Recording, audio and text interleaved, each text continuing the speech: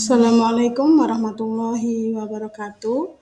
Selamat pagi untuk kelas 10. Kembali lagi bersama saya, guru kejuruan di mata pelajaran ekonomi dan bisnis, yaitu menggunakan mapel pembelajaran kebutuhan manusia dan kelangkaan sumber daya.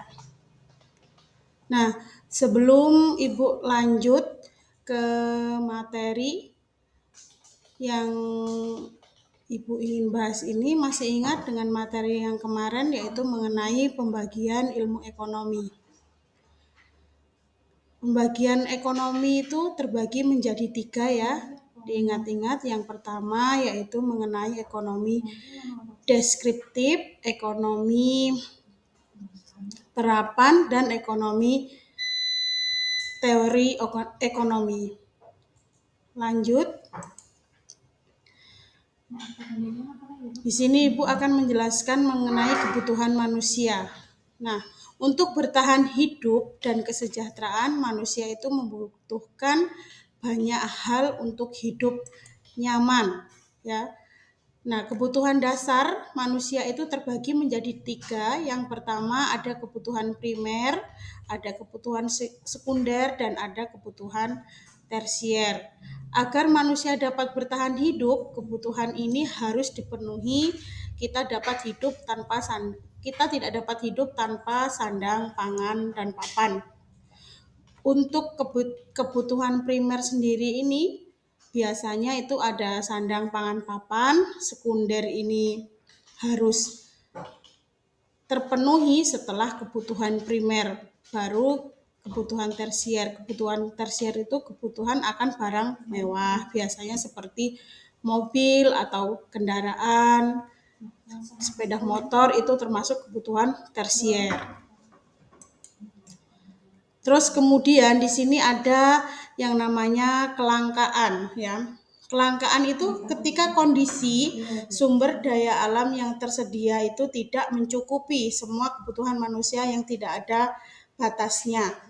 Karena cenderung manusia itu tidak bisa membedakan kebutuhan dan keinginan, ya.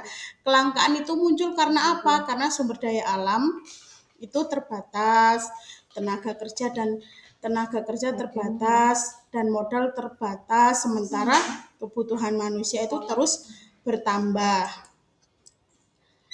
Di sini ada beberapa penyebab kelangkaan, diantaranya yang pertama yaitu terbatasnya sumber daya manusia. Terus kemudian pertumbuhan penduduk. Nah, semakin banyak penduduk, tentunya kebutuhan manusia terus bertambah. Pola konsumsi yang tidak seimbang. Nah, di sini pola konsumsi yang tidak seimbang seperti apa? Seperti manusia yang cenderung boros, ya. Jadi menyebabkan kelangkaan itu terjadi, tidak bisa menyikapi dengan kebutuhan yang ada. Terus kemudian ada bencana alam. Bencana alam ini biasanya disebabkan oleh ulah manusia yang tidak bertanggung jawab, pengundulan hutan, sehingga menyebabkan bencana alam.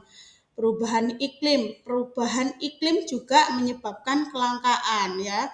Terus kemudian ketidakmerataan distribusi yang ada. Selanjutnya yaitu keinginan.